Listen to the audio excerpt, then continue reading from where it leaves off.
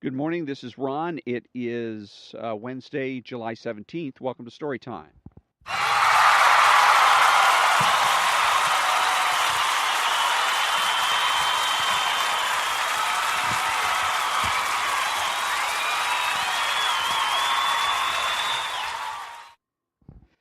And good morning. This is Ron, your host, the only true conservative in the United States of America, speaking to all the butchers, bakers, and candlestick makers. So, normally I don't comment on current events, but did want to touch on the situation with Donald Trump, where he was in in his press conference, and he got himself jammed up. And I'm kind of surprised. In a way, because again, Donald Trump is an unconscious competent. There's a theory that says that from a competency standpoint, it runs from an unconscious incompetent to a conscious competent on the top. And that basically what it's talking about is whether or not you are aware of your competency or incompetency. An unconscious incompetent is incompetent and doesn't know that they're incompetent.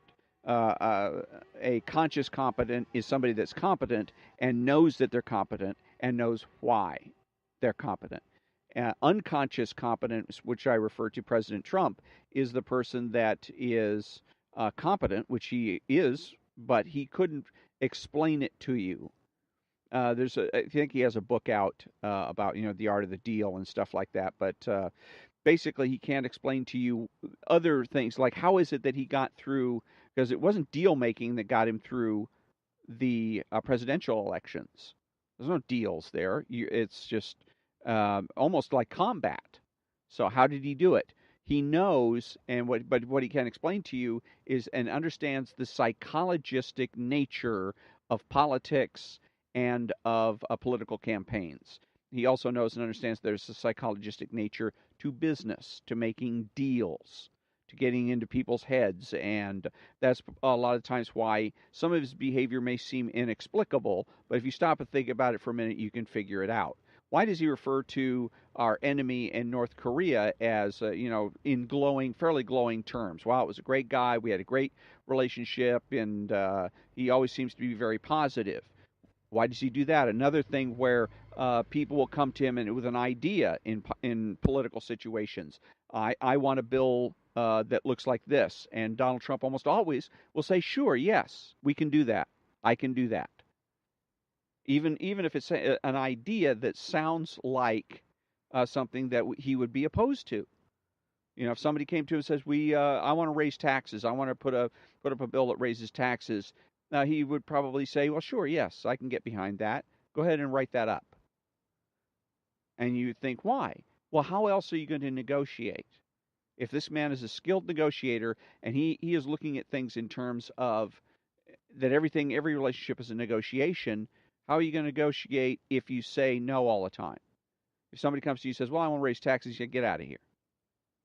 Right? There's no negotiation there. You say, sure, I'll listen to that. And he doesn't even have to commit to it. He can just say, I'll listen to it. Why don't you write something up, present it to me, and we'll see what we can do. Okay? Then what you do is then he's going to have an idea to go the other direction that'll actually cut taxes. Okay? So either one of two things is going to happen, or three things. You're either going to have a tie, things will remain the same, or one of the two sides will win. If he's fairly shrewd, he's going to make sure that the whole thing sets up so that either he wins or it becomes a wash, a tie. In other words, you don't come to any type of agreement. Okay?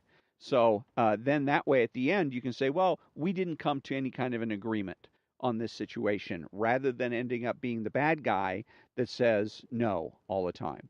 But the point is, he knows the psychologistic nature of news and the journalists and the reporting, but I don't think he realizes that he would put it in so many words, that he is shrewd about psychology and things psychologistic.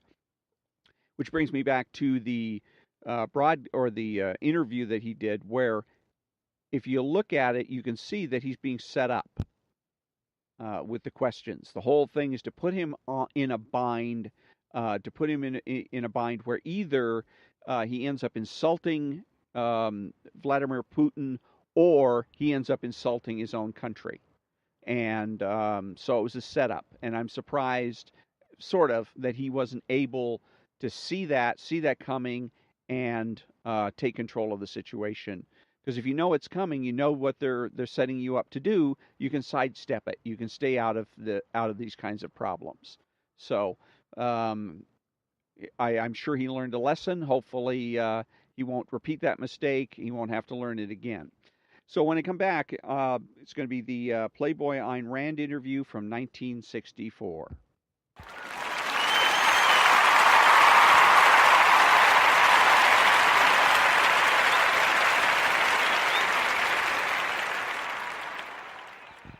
And thank you very much. And yes, I'm going to be reading now from, again, picking up where I left off from the Ayn Rand Playboy interview of 1964. And they were talking about basically covering her philosophy in general, and in this particular situation, about the difference between the cross, Christian cross, and the dollar sign as a preferable symbol.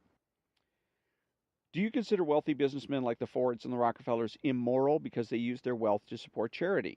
Rand: no, that is their privilege if they want to. My views on charity are very simple. I do not consider it a major virtue, and, above all, I do not consider it a moral duty. There's nothing wrong in helping other people, if and when they are worthy of the help and you can afford to help them. I regard charity as a marginal issue. What I'm fighting is the idea that charity is a moral duty and a primary virtue. Playboy: what is the place of compassion in your philosophical system? Rand: I regard compassion as proper only to those who are innocent victims, but not toward those who are morally guilty. If one feels compassion for the victims of a concentration camp, one cannot feel it for the torturers. If one does feel compassion for the torturers, it is an act of moral treason toward the victims. Playboy: would it be against the principles of objectivism for anyone to sacrifice himself by stepping in front of a bullet to protect another person? Rand: no, it depends on the circumstances. I would step in the way of a bullet if it were aimed at my husband. It is not self-sacrifice to die protecting that which you value. If the value is great enough, you do not care to exist without it. This applies to any alleged sacrifice for those one loves. Playboy: would you be willing to die for your cause, and should your followers be willing to die for it? And for the truly non-sacrificial objectivist, is any cause worth dying for? Rand: the answer to this is made plain in my book. In Atlas Shrugged, I explained that a man has to live for, and when necessary, fight for, his values, because the whole process of living consists of the achievement of values. Man does not survive automatically. He must live like a rational being and accept nothing less. He cannot survive as a brute.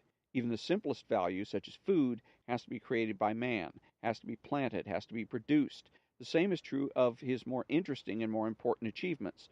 All values have to be gained and kept by man, and if they are threatened, he has to be willing to fight and die, if necessary, for his right to live like a rational being. You ask me, would I be willing to die for objectivism? I would, but what is more important?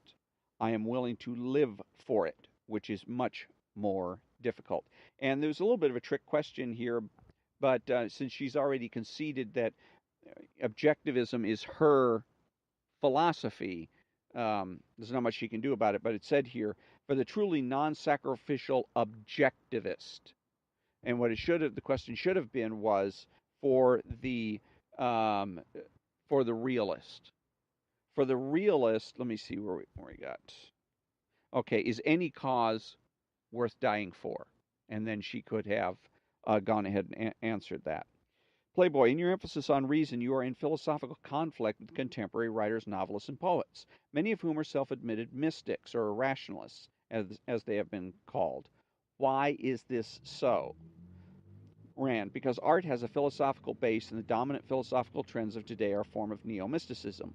Art is a projection of the artist's fundamental view of man and of existence. Since most artists do not develop an independent philosophy of their own, they absorb consciously or subconsciously the dominant philosophical influences of their time. Most of today's literature is a faithful reflection of today's philosophy.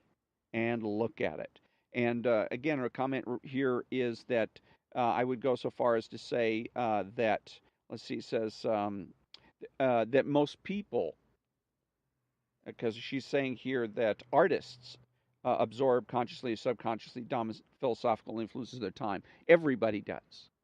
That the philosophies trickle down. The philosophy starts as the base, and then other people write books to go ahead and get that philosophy into our culture. So if you have somebody that comes out and talks about from feminism, for instance, that all starts with the idea that everyone is reality is subjective, that everybody has their own reality, and that so therefore women have a reality that is separate from what men's reality is, and so therefore feminism. And so you have people like Betty Friedan that writes the book called The Feminine Mystique, and we start going in and acknowledging something that actually in reality may not exist. So, but like I said, everybody is influenced by philosophy, usually indirectly. So, let's see. Playboy, but shouldn't a writer reflect his time? Rand, no. A writer should be an active intellectual leader of his time, not a passive follower writing any current. A writer should shape the values of his culture. He should project and concretize the value goals of man's life. This is the essence of the Romantic school of literature, which has all but vanished from today's scene. Playboy, leaving us where, literally speaking? Rand, at the dead end of naturalism. Naturalism holds that a writer must be a passive photographer or reporter who must transcribe uncritically whatever he happens to observe around him.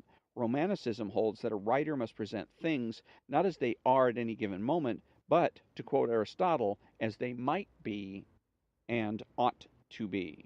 Playboy, would you say that you are the last of the Romanticists? Rand, or the first of their return, to quote one of my characters in Atlas Shrugged. Playboy, what is your appraisal of contemporary literature in general? Rand, philosophically, immoral. Atheistically, it bores me to death. It is degenerating into a sewer devoted exclusively to studies of depravity, and there's nothing as boring as depravity. Playboy, are there any novelists whom you admire? Rand, yes. Victor Hugo. Playboy, what about modern novelists? Rand, no, there is no one that I would call, that I could say I admire among the so called serious writers. I prefer the popular literature of today, which is today's remnant of Romanticism. My favorite is Mickey Spillane. And I'm going to go ahead and leave it there for the time being. And when we come back, I'm going to be reading from the 1994 interview with Rush Limbaugh.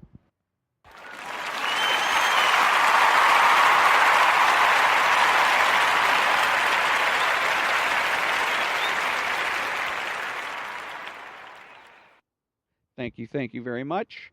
And let me see here. We got Rush Limbaugh from his 1994 interview with Playboy magazine, and basically they're doing the same thing with Rush Limbaugh they did with Ayn Rand, which is going over his philosophies and attitudes, values, etc. And basically they're trying to undermine and undercut him the same way they're trying to do with Ayn Rand. Sometimes they're asking fair questions, sometimes they're not. Either way, neither Rush Limbaugh nor Ayn Rand realize that they're being asked questions that are fair or unfair. Limbaugh, right. There are two unauthorized biographies being written. Paul Colford of Newsday has just put his to bed, and some guy at the Los Angeles Times is calling people, trying to find dirt. Playboy, their interest is understandable. Your story covers such extremes of the American experience. Tell us the success story of Rush Limbaugh. How did it all begin? Limbaugh, I'm very fortunate to have been born and raised in the Midwest. It is one of the key factors that has made it easy for me to relate to Americans. Playboy, what did your house in Cape Girardeau look like? Limbaugh, it was small, window air conditioning units that blasted all the time. Because my father was very hot-natured. It had a white picket fence backyard where I played wiffle ball. I was punished by having to mow the yard. That's why to this day I hate the smell of freshly mowed grass. Playboy, so this was not a plantation. Limbaugh, it was not a plantation, no. Playboy, not in like in Roots or anything like that. Limbaugh laughs. Oh, come on, a plantation with black servants? Playboy, well, much has been said about your family and the powerful lawyers who come from it. You grew up in an upper middle class environment. Limbaugh, my family is rich in the traditions of the work ethic. Most are lawyers, but some are stragglers who are bank presidents. But there are some stragglers who are bank presidents. Some are still wandering aimlessly, searching for the golden answer. I did until I was 34 or 35. A lot was expected of you, Playboy. Limbaugh, very much so. My grandfather, who is 101 as we tape this interview, is a man whose image and reputation is flawless perfection. A man who never cursed, never smoked, never drank, never lied, never cheated. A man whose image is impeccable.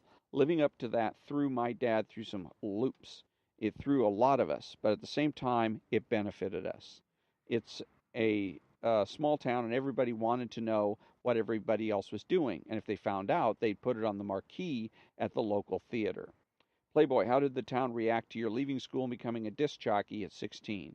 Limbaugh, oh, the town didn't give a hoot about me at that point. It was more that my father was thinking, oh my God, how have I failed as a parent? My son is doomed for unhappiness. I had the reputation of quitting everything that I had at one time shown enthusiasm for. I was a Boy Scout tenderfoot for a year. I hated it, but I did it because I thought it was something I should do. Playboy, you said that school was like a prison to you. You're a success, and yet you never got a college degree. Limbaugh, well, I flunked speech. I flunked because I refused to outline my speeches. And in my first year of college at Southeast Missouri State, I had to take a phys ed course, ballroom dance, taught by a former drill sergeant in the Women's Army Corps. Ballroom dance. I didn't go. I mean, I was in love with radio. I was immersed in it. But at the time, none of this seemed worthwhile. Playboy, what seemed worthwhile? Limbaugh, speech. Playboy, did you have an accent then? Limbaugh, oh yeah. People in southeast Missouri, where I'm from, have what is called the Swamp East Missouri twang. They say git and years, temperature. It's not southern, it's not a drawl, it's kind of a twang. When I started in radio when I was 16, I heard a tape of myself and I was appalled. I literally just trained myself to speak. Every time I heard myself saying git, I'd say get, silently to myself and angrily, get. Playboy, when you quit college, did you have to sit down and confront your parents about it? Limbaugh, yes. In fact, my parents had to try to salvage my education even before I got to that point. They drove me to college. They drove me to ballroom dance just so I couldn't skip class. Playboy, your father didn't like radio. Limbaugh, no, he didn't. He had actually owned part of a radio station, 1/7 of one, and when he looked around, he saw nothing but a bunch of vagabonds. My family didn't understand how I was going to go anywhere by knowing all there was to know about the Osmond family, just so I could say so when I played an Osmond record. Then I received an offer from a radio station in Pittsburgh. That meant going from Cape Girardeau, which is a market 2,000, to a top market. That's just not done. But my family didn't stop me. They were always supportive after that. Playboy, were you politically minded in those days? Limbaugh, well, I was, but I wasn't allowed to be. I remember the first political comment ever made. I was a DJ at radio station WIXZ, which is in McKeesport, a suburb of Pittsburgh. I was doing a morning show playing oldies. I did a lot of funny things then. Back then, you could legally phone people and record their voices without them knowing it, without having to ask them for permission. I would call sporting goods stores and ask for a left-handed baseball bat, or a hardware store and ask to rent flash bulbs. One night I was watching Richard Nixon deliver the State of the Union address, and then came the Democratic response. I said, what the hell is this Democratic response? I think it's horrible. This is the President of the United States. This is a State of the Union speech. Well, I got a call after my show was over that said, you will refrain from offering political points of view on this show. Okay, it was not a big deal to me. It wasn't disappointing. At that point, I had no earthly desire to do politics on radio. I was using the name Jeff Christie then. I can't remember why I liked that name. And I'm going to go ahead and stop it right there. The one thing that stood out to me is, where was it here? Let's see. Let's see. I think it was about having to go to school. Drove me. Well, I can't remember now. But in any case, that was an excerpt of the interview with Rush Limbaugh by Playboy magazine. The one thing I can say about it so far in those situations were they were, again, very honest, very straightforward questions. Do you think? Did you feel? Did you go to college? Did you like college? So you're actually there. This interviewer is helping to introduce Rush Limbaugh to the audience rather than starting with the presumption that Rush Limbaugh is a bad guy, so we got to do everything we can to undermine Rush Limbaugh. And in certain parts of this interview overall in the beginning, they did do that by asking leading questions, trying to steer Rush Limbaugh into to making a particular point, or steer him into contradicting himself, or steer him into a situation where he makes himself look foolish. But in this particular segment, it's all very honest, and it makes it easier to read for me as a and more interesting, because that's why I'm going to read an interview about somebody's. I want to know about that person. So that's the questions I'm anticipating. Who is this person? What do they do? What do they think? How did they get where they were? That kind of thing. So far, so good with the questions from Playboy. But again, interviews, and the reason this is important, can be very important in learning how the left acts, because you're going to get interview questions in your life. People, your relatives, etc., the lefties in your life are going to be asking you these interview questions and doing it again to trip you up and to try to make a fool out of yourself, or perhaps to get you to blow your top, whatever. So if you can read interviews and then see how the tricks are played and learn how to properly respond, you can defeat the liberals in your life. And if you can defeat the liberals in your life, you're making a huge contribution to this country. Make no mistake. So this will conclude another episode of Story Time. Thank you very much for joining me, and have a great day.